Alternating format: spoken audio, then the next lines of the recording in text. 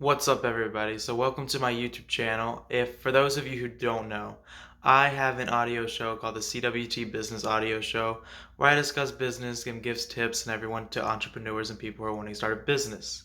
Now, I have those on SoundCloud, Apple, Spotify, Google Podcast Breaker, and like pretty much every podcasting platform out there. And I don't really post those on YouTube.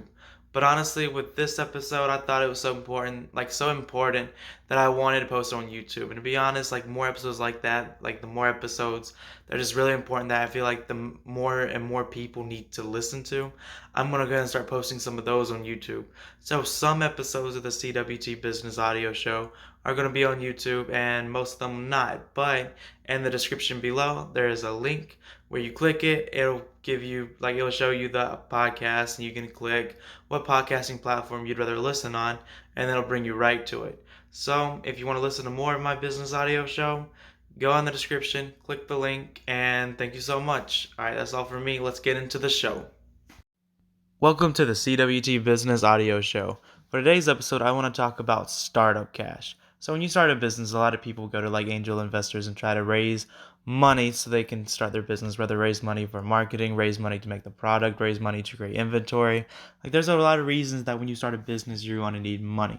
So, for this episode, I kind of want to talk about raising startup cash and exactly how you should do it, which, keep in mind, like, it really depends on the business, but like I'm like what basically the advice I'm gonna be giving is gonna be more for like the majority.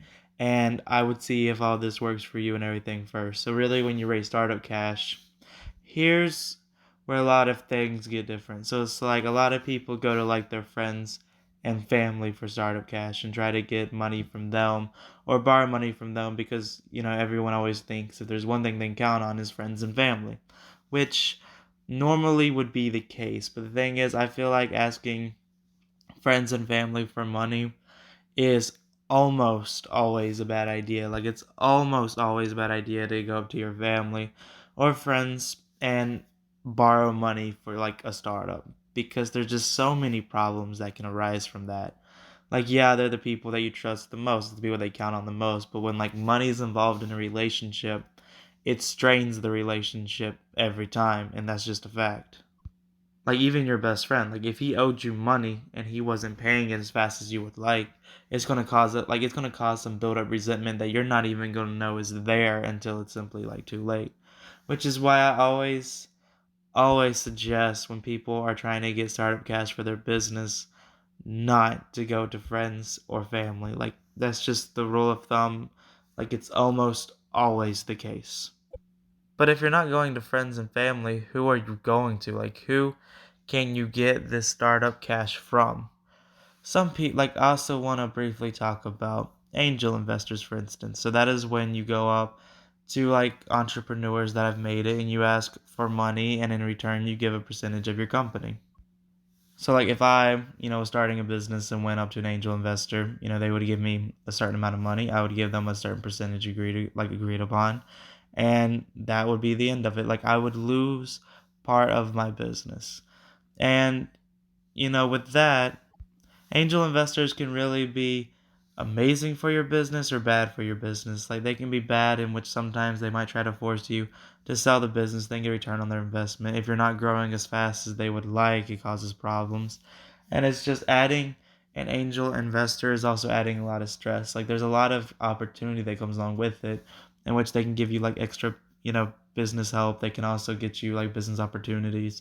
But it's like with angel investors, it's kind of like, I would say, a necessary evil, where it's like some people have to go to them for their bit. Like, it really depends on what kind of business you're starting. Some people have to go to them and give up percentage of their company, and some people don't. And it's like, I always advise that if there's a way not to go to angels investors, always take that. Like, you want to own 100% of your company, but keep in mind, it's better to own 40% of a watermelon than 100% of a grape. And with business, same thing. Like, if you go up to if you go to an angel investors and yeah, you give up some of your company, but you can make the company a lot bigger that way, then you should do it. But rule of thumb, even if you have to start smaller, like if you have to start smaller than you're intending to, and it's going to take a longer period of time to grow, just so you can avoid an angel investor, I would suggest that pretty much every case. Another way to get money would be like bank loans, which bank loans are kind of tricky itself. Like if you go and get a bank loan, which first off, you have to make sure you're eligible for a bank loan, which a lot of people are not. But if you can get a bank loan and you can secure it and you're positive that you'll be able to pay it back on time and it's not going to affect you, then I don't really see a problem with doing that. Like if you're confident that you'll be able to pay it back, the thing is though, a lot of problems arise if you can't. Like really, with all these systems, like yeah, there's ways to like raise money for your business, but I firmly believe the best thing you can do as an entrepreneur starting a business, if it's possible to do this, is not to raise money. This might come as a shock to the people listening, but honestly, the best strategy is not to raise money. Now, why is this? Like, how else are you going to like fund your business? Like, doesn't the startup need money? Here's honestly what I suggest. Like, right now, before you start the business, there is going to be an insane work period. You have to work for the equity. You have to work for the business. I would be working, for someone else at first, raising up money. Like, I'd be saving everything I possibly could. If you are listening to this podcast right now and you are around 16, then this is going to be absolutely amazing for you. This is the best advice you could ever hear. Save up every possible dime that you can and save it like as much of it up as you can so when you are in the position where you want to start a business, you have a little bit of money to start off as. And if you're not young, like let's say you're still, you want to start a business like tomorrow, I would still, like if I'm working on the business every single night, make sure you're working somewhere else throughout the day. Like be working somewhere else. Be building up money. And the thing is, without going to like an angel investor, without getting like a loan, without going to friends and family, you might have to start smaller than you're wanting. You might have to start a smaller business at first. And this doesn't have to be a bad thing because you're working on your money and you still can grow it up bigger than you could otherwise. You can still grow it up into a huge business. You just might have to start smaller at first, which trust me, it'll be completely worth it. That's my honest advice. If you're trying to start a business, do whatever you can not to borrow money.